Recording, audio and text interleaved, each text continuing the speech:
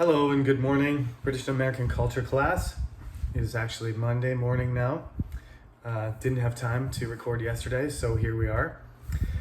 We are talking about the 19th century in the United States. And the first thing that I want to talk about today is this idea of manifest destiny. So we've talked about this a little bit in that certain groups of people that came over from Europe to America were on some groups were looking for profit. Some people were escaping the poverty and the lack of opportunity, the overcrowded spaces. Even they might be working off, they might be being sent as indentured servants because they were criminals or homeless or unemployed. All sorts of different people would go. It really wasn't, immigration wasn't the first option of most people. If things were going well for you in England or in France or Spain, and you were a upper class person who had wealth and property and health and a good lifestyle, you would maybe invest and do business in transatlantic trade, but you wouldn't relocate for the most part. So a lot of the people that ended up over in the colonies, especially in England, because they weren't really, unlike Spain, they weren't the government wasn't organizing colonization. It was sort of like a freelance, open market where the United Kingdom, the British government sort of gave charters to different groups. And that's why the 13 colonies are so different. And now we're into the 19th century and America is independent, and the number of states are increasing, and the cultural differences that they were able to overcome in the beginning are starting to resurface. The main thing being the contradiction between freedom, a country based on freedom that enslaved human beings. Okay, so we talked about the Civil War, so make sure you read that part of the textbook carefully, because that has to do with slavery, it has to do with racism, it has to do with the development of the United States. It's a very, very important aspect of American culture, and it's intimately tied to the identity of Americans. Now, America is a multicultural place, the most multicultural large country in the world. So there is going to be conflict between large groups of different types of people. This is going to happen. They all have their original countries, and then they have their, American identities, and then they, have some assimilation going on. And as generations pass, they become more similar to each other, but they retain some of their customs, and they also affect America itself, the immigrants, and bring their culture, and they transform American culture too. Now, this is what happens throughout the 19th century and into the 20th century, and there is a reaction to it. And you can see this easily in Korea. The Koreans generally, they're fine with foreigners these days for the most part, but a large influx of foreigners is uncomfortable to most Koreans because it's a monocultural country, which has a very, it is a multicultural country too, but it's very narrowly focused around this Korean identity. And an influx of, say, 5 million Southeast Asians or 10 million South Americans, they feel would disrupt the identity of Koreans and affect too deeply what Korean culture is. Countries like China, and America are so big and have so many people, they can really absorb a lot of populations and a lot of immigration without really having a larger effect on the dominant culture. But if you're a smaller country and you have huge numbers of people coming in, then you can see that there's going to be some sort of shift. So that attitude is called nativism. It's a little bit confusing to call it nativism because actually the native people who we're going to talk about today, they are the ones who occupied the land. And they're the ones who didn't really want Europeans and people from other countries coming and occupying their land. Nonetheless, hundreds of years later, when Americans think that there's too many people immigrating from, let's say, Northern Africa, Eastern Europe, South America, Mexico, Canada, Russia, Italy, it doesn't really matter. They're pretty, there's been, I'm not going to talk about all the instances, but about 100 years ago, there was a lot of Italians. At the late 19th century, early 20th century, there was a huge amounts of Italians because of how unstable Italy was, because Italy was not a unified country for hundreds and hundreds of years.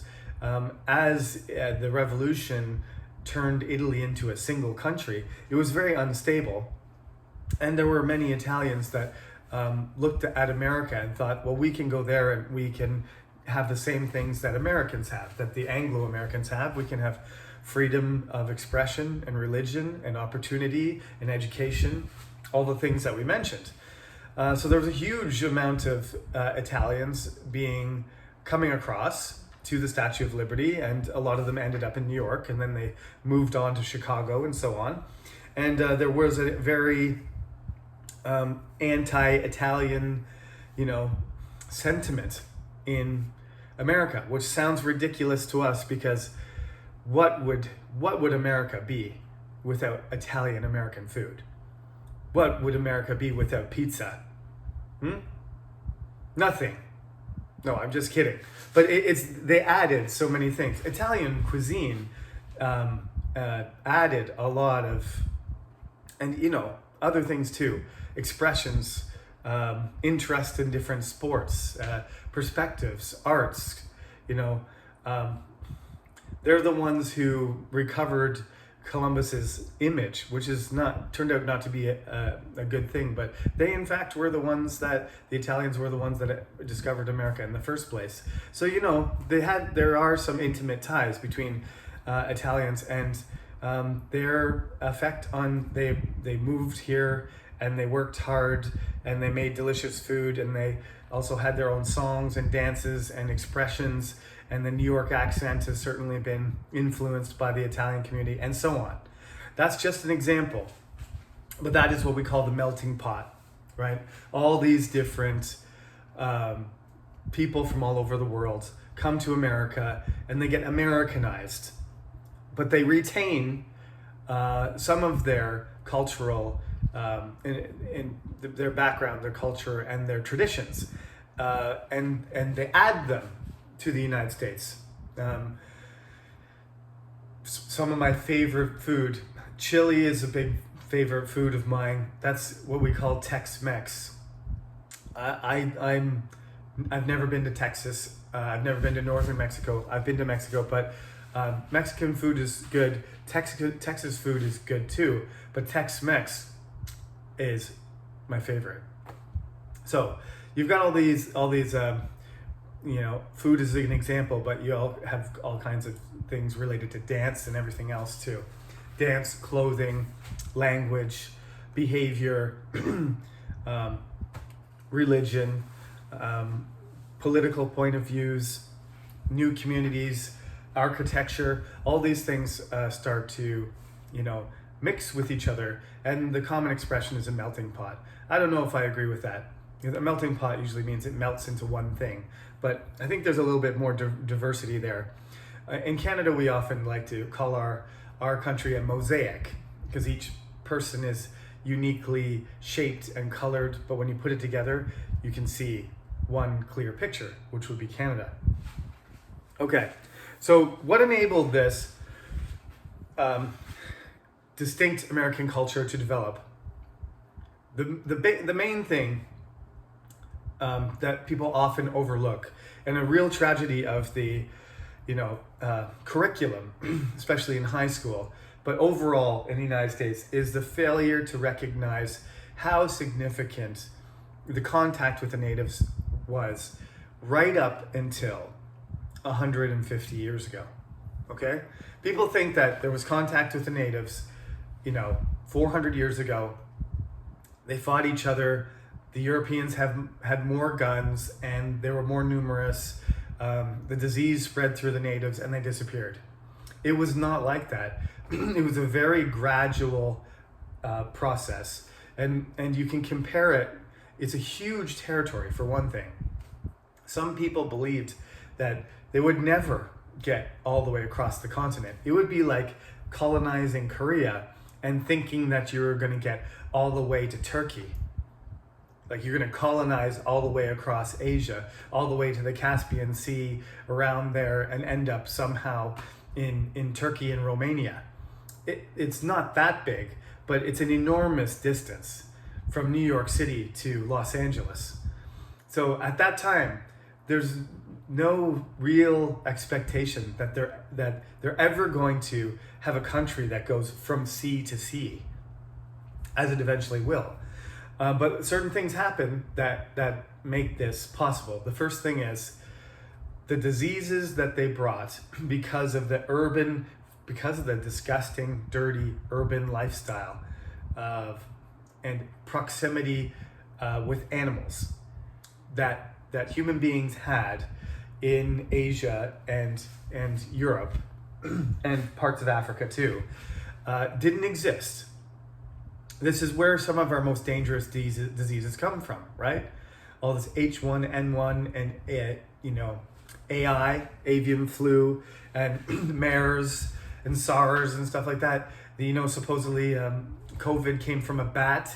You get these diseases that jump from animals to humans, and they are more dangerous and more viral because our human beings don't have immune systems that are able to protect against them. Smallpox was one of the biggest killers, and they developed a vaccine around Benjamin Franklin's time. And they developed the vaccine through cowpox because what happened was they realized that the milkmaids who were milking the cows, they would get infected by cowpox from the cows.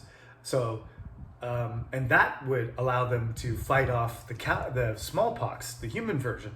So, getting sick from a cow would give you the immunity to the human version. And originally, of course, it was a cowpox thing, and human beings being around cows, the virus mutated and it jumped to humans. And that smallpox killed millions and millions of people, far more than coronavirus is probably ever going to kill percentage-wise. And we that's the whole start of the vaccination, mass vaccination practice was this, taking a sample of a different type of virus that wouldn't be as dangerous to you and injecting it and allowing your body to build antibodies. And so vaccines, remember this, I'm not a doctor and I'm not trying to put political pressure on you, but we get vaccines all the time. Don't be afraid of the COVID vaccine. You've been stuck with vaccines your entire life since you were born. This is how you stay safe. This is how you can run around and enjoy yourself and not be sick. The modern world is full of viruses. They're everywhere. That's why we have to keep everything clean, because, our ancestors slept in the same building as pigs and cows. Native people didn't do that. Their livestock were running around in the forest. They weren't living in close proximity.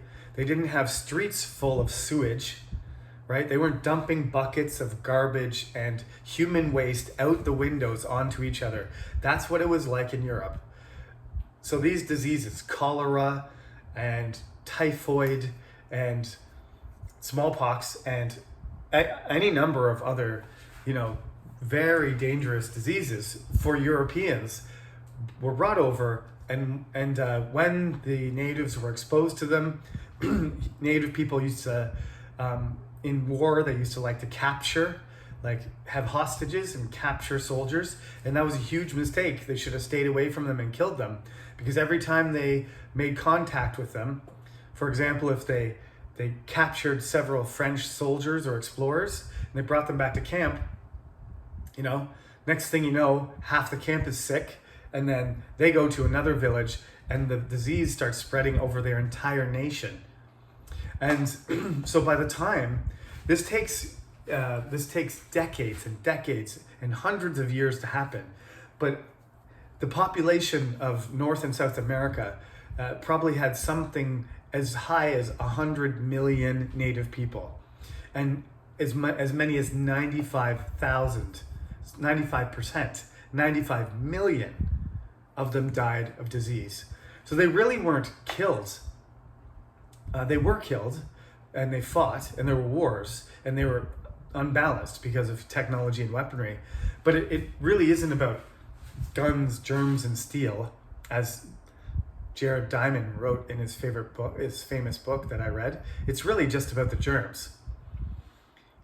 If you had landed as an English settler and you had 1,000 people and you were going to fight 50,000 natives that were prepared to fight you,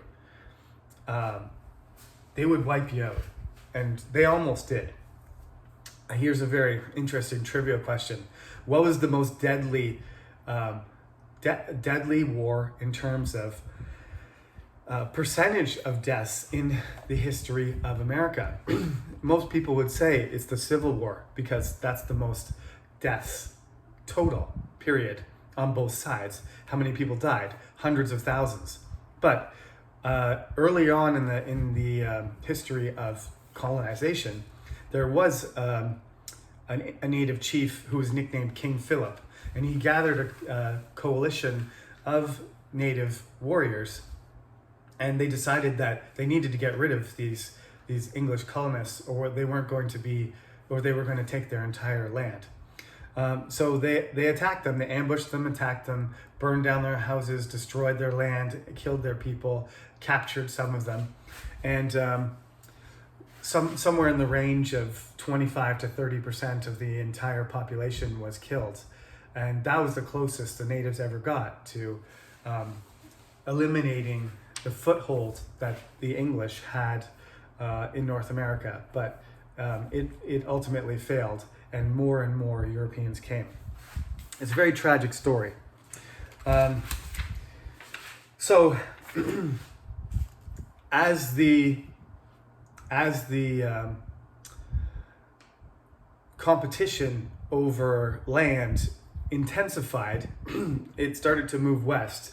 And before the Civil War, the Cherokee, who were the most assimilated and most open to American culture and to being educated in the American way, they decided that the best way to do would to be kind of make their own native state that was part of the United States, which to me sounds like a good plan. It sounds like a good idea.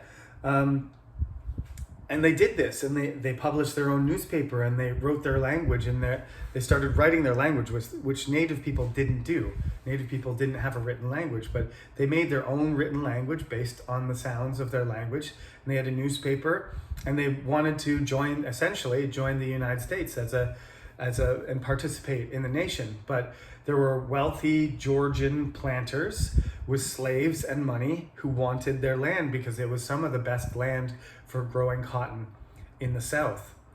And they appealed to the Supreme Court, and the Supreme Court actually ruled in favor of the Cherokee. But the president was this racist man. Some people think he's a hero for certain reasons, but I detest him. You can look him up, but his name's Andrew Jackson.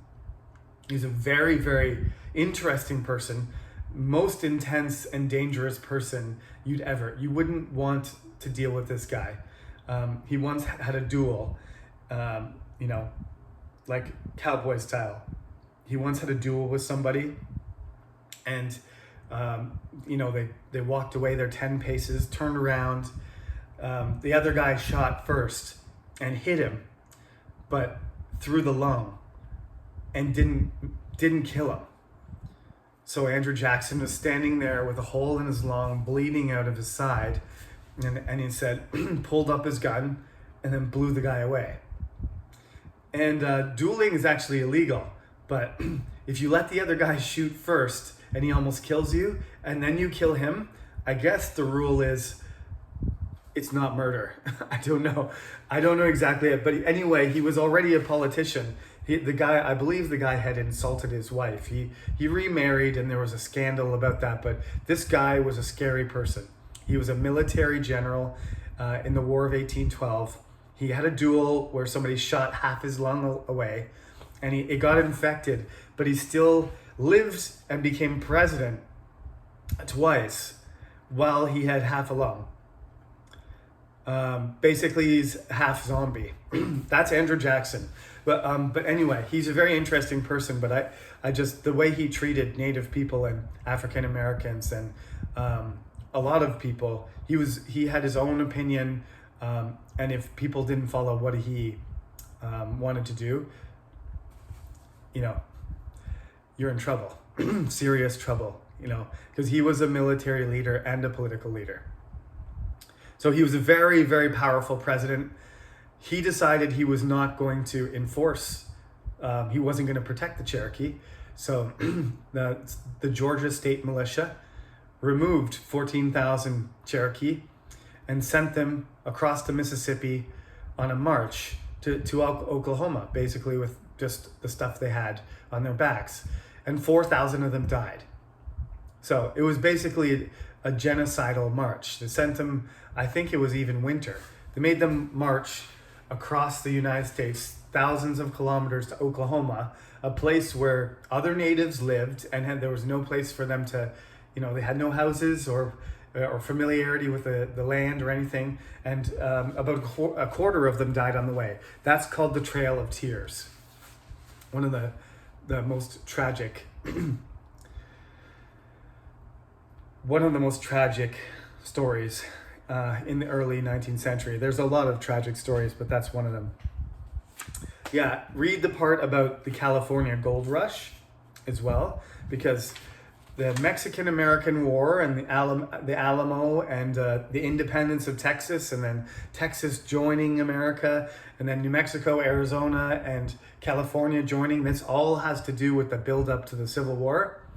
And then, luckily for the Americans, the gold was discovered right after the Mexicans gave up the rights to California, because something tells me if they had known there was a lot of gold in California, they would have not given it up, and they would have kept fighting a little bit longer, or they would have negotiated a different way.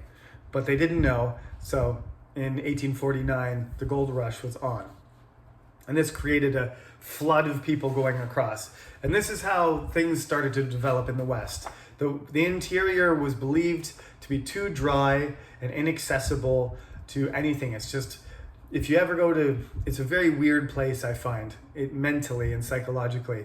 If you ever go to the interior of North America, the prairie provinces of Manitoba, Saskatchewan, and Alberta, or you're, in Idaho, Oklahoma, Arkansas, the central areas between the mountains and the Mississippi, as far as you can see, it's just waving grass. You can see the line of the earth in the sky. Blue line, yellow grass. Now, they thought it wasn't going to be a good place to do anything, to build anything. But it turned out that if you could get supplies out there, and especially up north near Illinois, that the ground was actually incredibly thick and deep. Is really, really great soil for growing wheat and grain, barley, millet, all kinds of hardy oats, all that corn. It grows very, very well. It's one of the most fertile areas in the world. It's like Ukraine. It's the breadbasket of North America. You can't grow like avocados and fruit. It's too dry. But for grains, it's amazing. The way that they were able to start expanding into this gigantic flat place that didn't really have a lot of access to water or transportation of any kind, is they started there was a transportation revolution. First of all, what they did is they started digging canals between the rivers of the East. So Lake Erie, eventually there was the Lake Erie Canal, which was a gigantic project, and they basically dug this trench all the way down to the Hudson River, so you could literally go from Detroit on a boat, not on the ocean, but you could go straight down this canal both ways, up to Detroit, down to New York, and every place in between. So any place, any town along that canal could put all of their goods, all of their products onto a ship that was going down the canal and send it out into Detroit to the interior and across the Great Lakes all over Canada and the Northwest, all the way over towards Chicago and up to Montreal and out the other way towards New York. And this was an amazing thing because to move it by horse and buggy was 10 times slower and 10 times more expensive and could carry 10 times less. It was exponentially. We're talking about, I'm not good at math, but we're talking about, when you send a package, right? And you sent that package and you paid $10 and that package took 1 month. Imagine that package could be sent for, 10 cents, $10 to 10 cents. Instead of sending manwon, you're paying begwon, and it's going to be there in a week instead of a month. That's the difference. And we're not talking about a package delivery. We're talking about you're selling stuff, right? So the delivery charge drops. So huge amounts. This is just an economic boom. Now this works very well on the East Coast. There's rivers and lakes everywhere. But once you get over the Appalachian Mountains and you get past the Mississippi is a natural highway. For the Mississippi, they started to develop steam engines so that you could go up the Mississippi. Because before that, transportation always had to come down the Mississippi, which obviously is not that great for importing goods. Like if you need something and you're up north of the Mississippi, then you got to take it by horse and cart. But if you're going to send something down, you can send a huge amount of stuff down to Louisiana easily. But if you're going to send it the other way, you can't use the river because the water goes the wrong way. However, once you have a steamboat, you can go against the flow of the water and you can send goods up the Mississippi to the tributaries into the interior. That still doesn't solve the problem of all the thousands and millions of kilometers of open plain where there's no rivers. So that's when the railroad started. And this is really, really probably in the top few factors that allowed America to become this gigantic entity, this continent-spanning, third largest country in the world. Otherwise, it couldn't have kept itself together. But what happened was, first, Baltimore was concerned, the city called Baltimore, that all of the traffic on the ocean and the sea was going from Lake Erie to New York and across the ocean, and that its importance as a port was getting diminished. So there was this new technology called the railroad, the steam engine, and so they decided to great expense to make a railroad from Baltimore to Ohio, and that's the interior.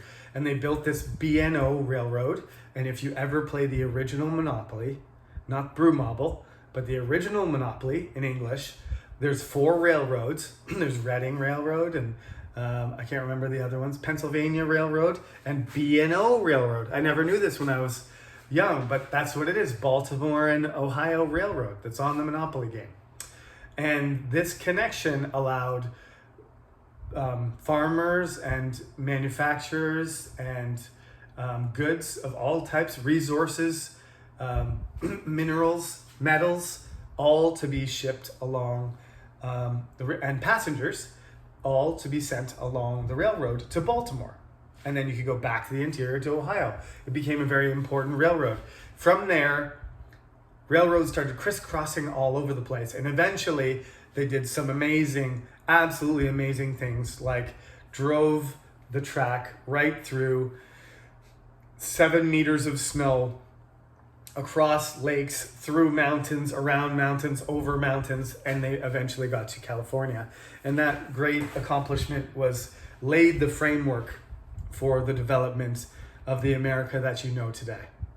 I can't explain every detail as I go along here, so we're going to have to stop there. But remember, railroads are very important for the development of America, and it couldn't have become a whole country, especially the interior wouldn't have developed the way it did without the railroad. It's the key technology that started from the Industrial Revolution. Now, there's this myth about cowboys too. Let's be honest. Any cowboy you see in a TV show is not a real cowboy. He's a Hollywood guy. He's very handsome. He's got nice teeth. He has a beautiful costume, nice leather holsters, shiny guns. You know, he's got his spurs all shined up and his high boots and his beautiful leather. That guy looks like he just came out of a dressing room. Even when they roll around in the dirt, it looks like their stuff's brand new. Real cowboys slept on the ground. They smelled like cows. They're probably ugly, okay? They're tough. It's a horrible life. It's very difficult. They follow around the cows in the desert. Some of them were black. You don't see black cowboys in Hollywood. That's because Hollywood that's because Hollywood's racist and they don't cast black cowboys. There wasn't very many Clint Eastwoods running around. There might have been a few, white cowboy heroes that were kind of wealthy, but those guys probably got shot pretty quick. Any of these romanticized spaghetti westerns have no historical accuracy at all. There were cowboys of all different types. Usually they were poor.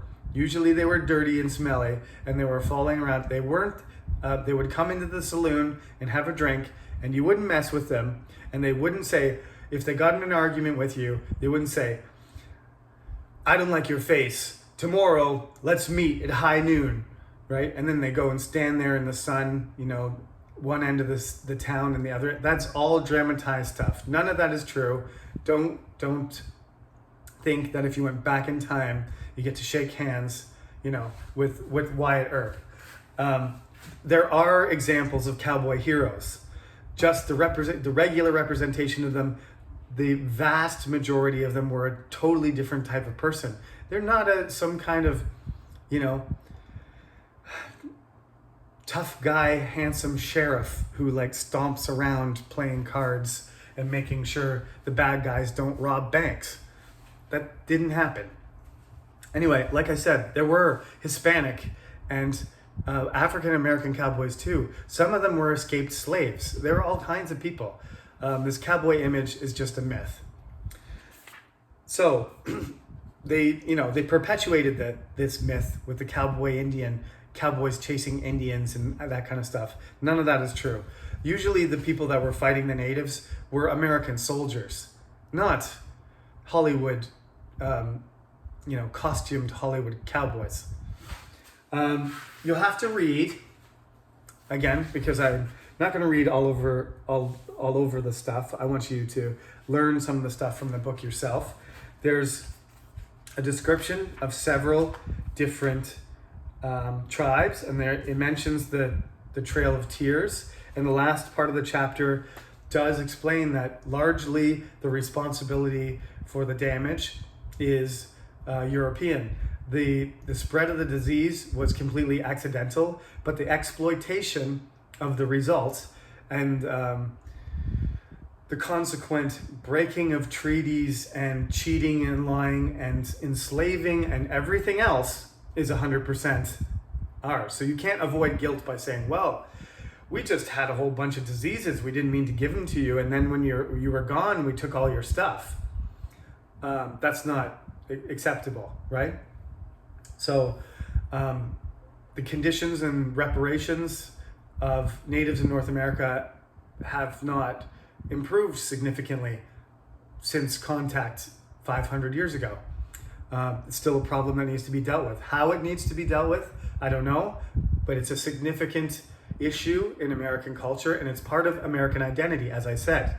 We adopt all the things that we think are noble and beautiful and impressive, and we incorporate them into our own identity. We want to be, I love camping. I want to be a skilled outdoorsman. I love nature. I want to be an environmentalist. I want to be, I like to be connected with nature and feel the spiritual sense and the beauty, right? The natural beauty of the universe. This is native stuff. This is not my ancestors working in factories in Manchester and London.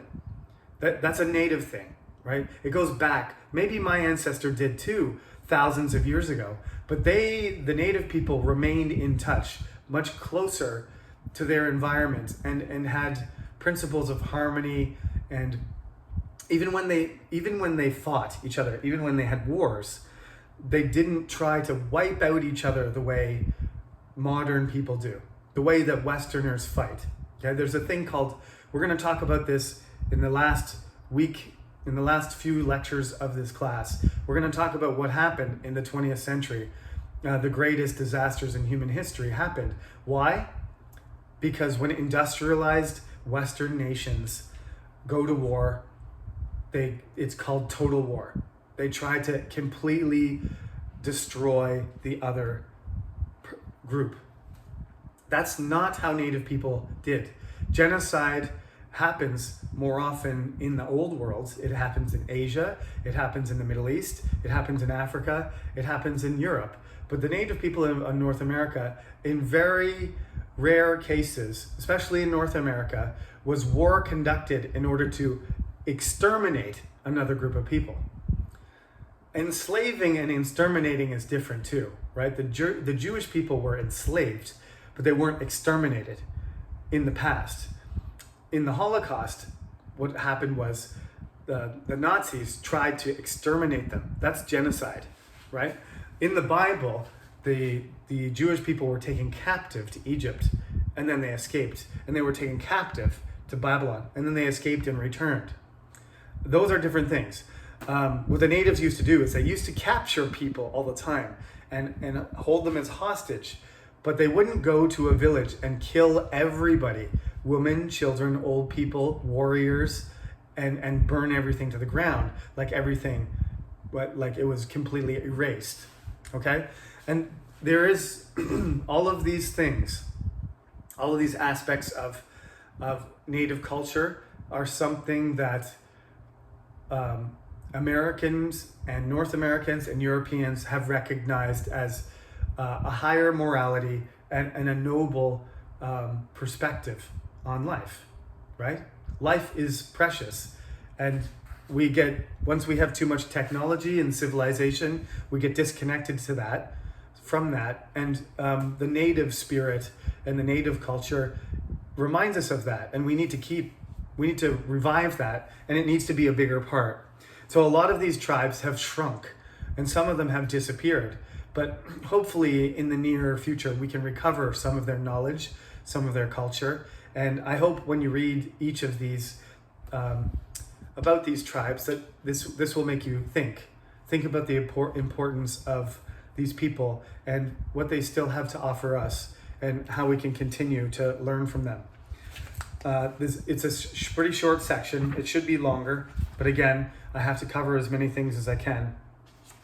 So it starts on page 203, and it says the original Americans, and there's a few quotes there, and then I describe the Arawaks, the Iroquois, the Algonquin, the Sioux, and the Apache.